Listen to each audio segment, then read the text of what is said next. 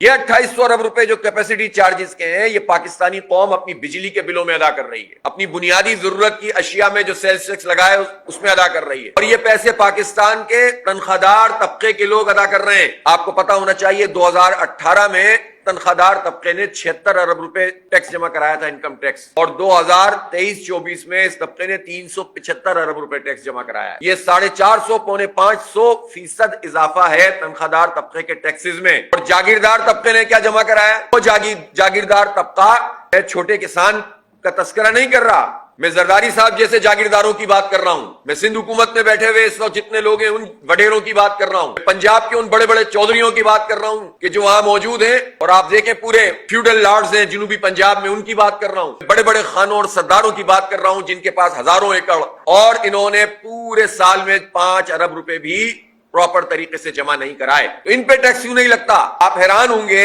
سندھ کے بجٹ کا ٹیکس لگایا گیا ہے جاگیروں کے اوپر، وہ 0.02%، جو 6 ارب روپے بھی نہیں بنتا، جو ابھی انہوں نے لگایا ہے وصول وہ بھی نہیں ہوتا۔ اور پنجاب میں یہ تو 4-5 ارب روپے بھی نہیں ہے، 0.07% انہوں نے اپنی آمدن کا لگایا ہے۔ تو ان دو بڑے صوبوں نے 0.02 اور 0.07% جاگیرداروں کے اوپر لگایا ہے، جبکہ تنخواہ دار طبقے سے یہ بھی اتنا وصول ظاہر مرکز میں ہوتا ہے تو صوبوں کو ملتا ہے۔ 18ویں ترمیم کے بعد اس سے آپ اندازہ کر سکتے ہیں کہ مڈل کلاس کو تباہ کر رہے ہیں، غریب کو تباہ کر رہے ہیں، برباد کر رہے ہیں، اور ٹیلی فون میں کال لگا دیے جناب ریلیف دے رہے ہیں، وہ بھی سننا پڑے گا، اور وہ بھی کہ الیکٹرک کا نام KSE۔ شہباز شریف کو پتہ ہی نہیں ہے کہ 19 سال گزر گئے، بلکہ یہ اس کو سارے 10-12 سال ہوئے ہیں کہ الیکٹرک کا نام ہوئے نام بھی صحیح نہیں لیا انہوں نے۔ کراچی سے ان کے ماشاءاللہ محبت کا آ کے گانا ہی گا کر گئے تھے ایک دفعہ، باقی تو انہوں نے کراچی کو کیا دیا ہے آج تک۔ کہنے کا مقصد یہ ہے کہ یہ جو طبقہ ہے، یہ مڈل کلاس، متوسط طبقے اور غریب کو کل کر رہا ہے۔ 3 مہینے کے لیے انہوں نے کہا کہ ہم ریلیف دے رہے ہیں 200 یونٹ والے، لیکن 201 یونٹ والے کا کیا قصور ہے بھائی؟ 200 یونٹ تک